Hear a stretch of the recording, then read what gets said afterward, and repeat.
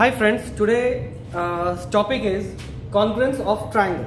See, congruence of triangle को समझने के लिए पहले हमें सिमिलरिटीज को समझना जरूरी होगा।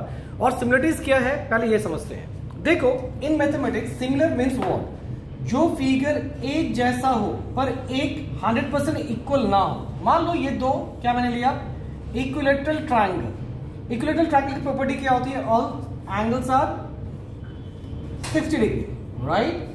तो आप एक छोटा ट्राइंगल भी इक्विलैटरल ट्राइंगल बना सकते हो और बड़े ट्राइंगल को भी आप इक्विलैटरल ट्राइंगल बना सकते हो, राइट, इजंट इट?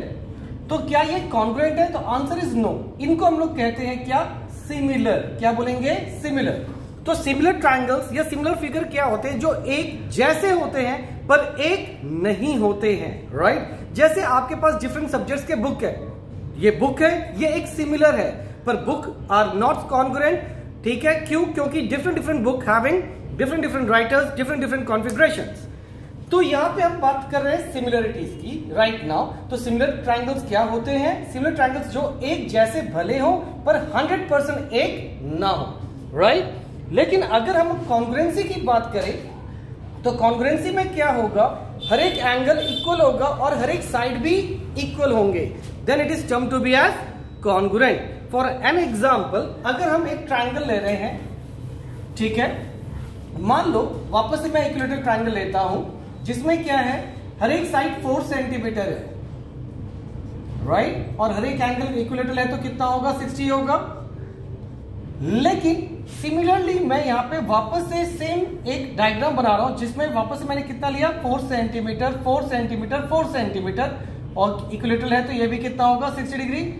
तब इसको हम लोग कहेंगे क्या? 100% कॉन्ग्रुएंट। ठीक है, तो कॉन्ग्रुएंसी का मतलब ये हुआ जब एक ट्राइंगल दूसरे ट्राइंगल से 100% मैच करता हो in term of side, in term of angle. अगर ऐसा नहीं है तो they are term to be as similar, they are not term to be as congruent. Well, mathematics है तो ऑब्वियसली हर एक चीज को प्रूविंग करने के लिए कुछ ना कुछ रूल तो होगा। तो यहां पे बेसिकली आपके 4 रूल होते हैं, लेकिन हम इसको थोड़ा एक्सटेंड करके 5 रूल तक समझाएंगे। कैसे, वो देखते हैं। तो सबसे पहला जो कॉन्ग्रुएंसी का रूल होता है वो होता है एसएसएस कॉन्ग्रुएंसी। ठीक है, ये हो गया क्या? साइड, ये इसको बिलोंग करता है, ये भी साइड को, और ये भी क्या है? साइड। यानी कि अगर एक ट्राइंगल के या फिर एक वन या मोर देन वन ट्राइंगल के तीनों साइड अगर इक्वल होंगे तो वो they are term to be as congruent. Example लेते हैं, मैं यहां पे सिर्फ 2 ट्राइंगल का एग्जांपल ले रहा हूं। ये 2 ट्राइंगल है, मान लो एक ट्राइंगल है ए बी सी, दूसरा है पी क्यू आर, राइट। मान लो इस ट्राइंगल का ये ए ट्राइंगल है या फिर एक्स ट्राइंगल है और ये वाई ट्राइंगल है। तो ये याद रखिएगा, we are talking about the equal side. तो directly we are not saying to be equal side, we are saying to be corresponding side should be equal. अब क्वेश्चन ये कॉरस्पॉन्डिंग साइड क्या है? मान लो ए बी का कॉरस्पॉन्डिंग क्या हो जाएगा? P Q. तो हम लोग को यहां लिखना होगा A B is equal to P Q. B C का ये आपका जो रहेगा कॉरस्पॉन्डिंग साइड वो क्या रहेगा? Q R. तो यहां लिखेंगे B C is equal to Q R. फिर क्या लेंगे? A C is equal to P R. ठीक है, ये भी क्या हो गया? Corresponding A C is equal to P R. तो जब ये तीनों साइड आपस में पूरा 100% इक्वल हो जाता है तो हम ये कहेंगे कि ये दोनों ट्राइंगल आपस में क्या है? कॉन्ग्रुएंट है। तो इसको लिखते कैसे हैं? तो अब बार बार ये सिंबल में लिख रहा है, इसका ये सिंबल का मतलब होता है कॉन्ग्रुएंट सिंबल, राइट। तो हम लिख सकते हैं triangle A B C is congruent to triangle P Q R. तो ये हो गया आपका फर्स्ट रूल फॉर कॉन्ग्रुएंसी। तो ये याद रखिएगा, जब भी हम एक कॉन्ग्रुएंसी प्रूव कर रहे हैं तो हमेशा हमें क्या करना होगा? 3 कंडीशन फुलफिल करना होगा। जैसे यहां 3 कंडीशन क्या है? Side side side, right. Now moving to the second section, that is SAS. ठीक है, और एक रूल क्या है? एसएएस। हम लोग इसी को तो मॉडिफाइड करते हैं, यहां पे लिख देता हूं बस ये। तो इसका मतलब क्या हो गया? Side angle side. तो whenever 2 triangle or more than 2 triangle are said to be congruent if side angle sides are equal corresponding।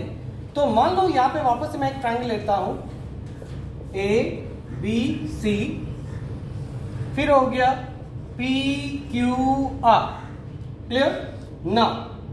अब होगा क्या, मान लीजिए हम पहली साइड की बात कर रहे हैं, तो आप किसी साइड को भी ले लीजिए, आप चाहो तो ए बी ले सकते हो, तो उसका करस्पॉन्डिंग साइड हो गया पी क्यू।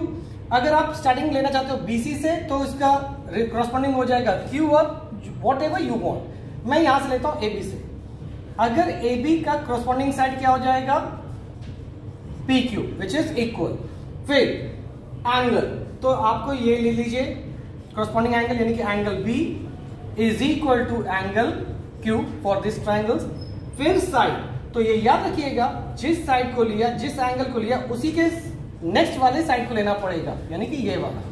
तो यहां लिख सकते हैं BC is equal to QR, right. तो ये क्या हो गया, ये हो गया साइड, ये हो गया एंगल, ये हो गया साइड। तो अगर ये रूल भी फॉलो अप होता है तो हम कह सकते हैं कि triangle ABC is congruent to triangle PQR।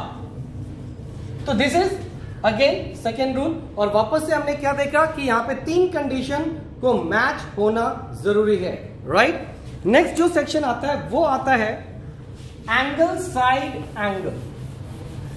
जो थर्ड कॉन्ग्रुएंसी रूल है वो क्या है, एंगल साइड एंगल।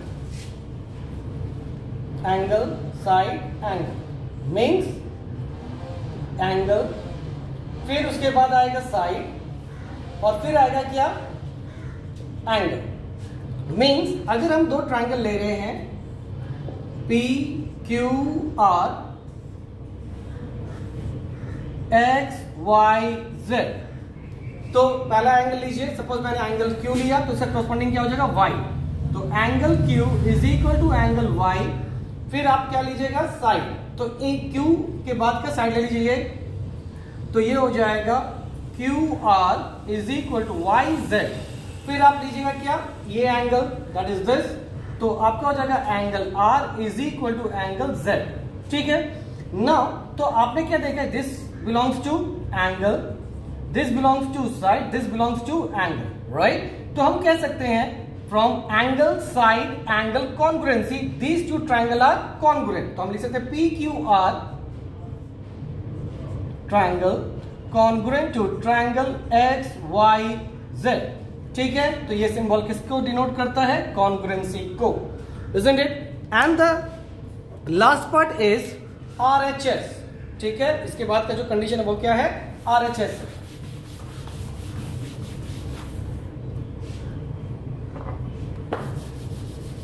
और काइंडली मेक श्योर दैट आप पूरा वीडियो देखिएगा सो दैट आपको पूरा कंसेप्ट क्लियर हो। ठीक है, तो यहां पे आ गया आपका क्या, RHS। अब RHS क्या है, जनरली बच्चे लोग कंफ्यूजन में रहते हैं, वो बोलते हैं RHS means right hand side, पर यहां पे RHS का मतलब होता है right angle hypotenuse side. R for right angle that is of जिस ट्राइंगल में 90 डिग्री हो, ये हो गया हाइपोटेन्यूज और ये हो गया साइड। आइदर ये क्या होगा, परपेंडिकुलर, और आइदर होगा ये बेस। ठीक है, देखते हैं। मान लिया तो ये तो समझ में आ रहा है कि 90 डिग्री है, मतलब राइट एंगल ट्राइंगल होना चाहिए। तो पहले मैं एक राइट एंगल ट्राइंगल बना ले रहा हूं, फिर मैं दूसरा राइट एंगल ट्राइंगल बना ले रहा हूं। ठीक है, इसको नेमिंग देते हैं ABC PQR। तो डायग्राम से ही आपको क्लियर हो रहा होगा कि 90 डिग्री यहां पर है। ठीक है, तो यानी कि राइट एंगल मैच कर गया। फिर हाइपोटेन्यूज को समझते हैं।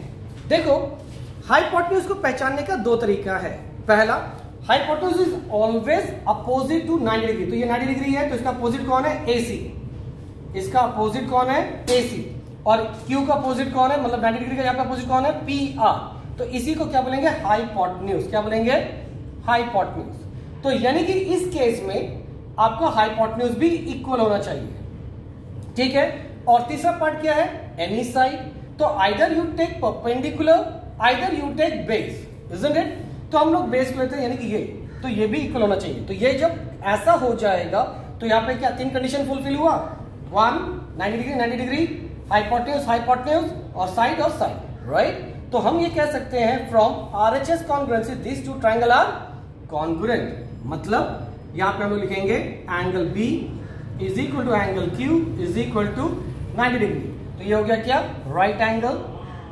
फिर हाइपोटेन्यूज यानी कि AC is equal to PR, ठीक है, ये क्या हो गया hypotenuse. And the last one is any side, मैंने यहां पे क्या लिया है BC is equal to QR, that is यहां पे मैंने बेस को लिया है। तो यहां पे क्या हो गया, right angle hypotenuse side, isn't it. Base क्या है, एक तरह का साइड ही है, राइट। तो यहां पे क्या लिखेंगे, राइट एंगल हाइपोटेन्यूज साइड से क्या हो गया, triangle ABC is congruent to triangle PQR। और एक चीज याद रखिएगा, मैं फिर से कह रहा हूं, यहां पर ये हमेशा ध्यान रखना है कि राइट एंगल का मतलब हो रहा है 90 डिग्री। हाइपोटेन्यूज को कैसे पहचानेंगे, 90 डिग्री का जो अपोजिट होगा, और ये लॉन्गेस्ट साइड होता है इस ट्राइंगल का। देखो लॉन्गेस्ट साइड कौन है, AC। देख के ही समझ में आ रहा है, तो ये हमेशा क्या होगा, हाइपोटेन्यूज, इजंट इट। नाउ तो ये तो आपका था 4 रूल ऑफ कॉन्ग्रुएंसी। तो मैंने कहा था मैं क्या करूंगा, आपको 5वां रूल बताऊंगा, that is extended part of RHS। वो कैसे, वो समझिए। देखो अगर आप RHS को ध्यान से देखेंगे तो आपको ये समझ में आएगा कि जो राइट एंगल है बेसिकली वो क्या है, एक एंगल ही तो है। तो इसको मैं मॉडिफाइड करके क्या लिख सकता हूं, एंगल। हाइपोटेन्यूज क्या है, it is a part of side only, तो ये क्या हो गया साइड, और S ऑलरेडी एक साइड है, तो ये हो गया ASS, ठीक है। कहीं कहीं पे ये आपको SSA के फॉर्मेट में भी मिलता है, ये दोनों एक ही चीज है, राइट। या तो आप बोलिए एंगल साइड साइड या साइड साइड एंगल। तो मान लिया हम 2 ट्रायंगल ले रहे हैं, ठीक है। पहला साइड इसका साइड मैच किया, इसका साइड मैच किया, ठीक है, और ये एंगल मैच किया, तो ये क्या बन जाएगा, SSA कॉन्ग्रुएंसी, ठीक है। तो ये दोनों ट्रायंगल आपस में क्या हो गया, कॉन्ग्रुएंट हो गया। अगर नेम वाइज समझते हैं तो ये लिखिए X Y Z A B C। तो SSA से क्या हो जाएगा, XY का कोरस्पॉन्डिंग साइड है AB इक्वल हो गया YZ का कोरस्पॉन्डिंग साइड है BC, और एंगल Z का कोरस्पॉन्डिंग एंगल है एंगल C। तो फ्रॉम SSA कॉन्ग्रुएंसी हम कह सकते हैं triangle XYZ is congruent to triangle ABC, ठीक है। Hope it is clear now. अगर आपको कोई भी डाउट हो रहा है इसके अलावा तो प्लीज कमेंट बॉक्स में आप लिख लीजिए और लाइक एंड शेयर कर दीजिए।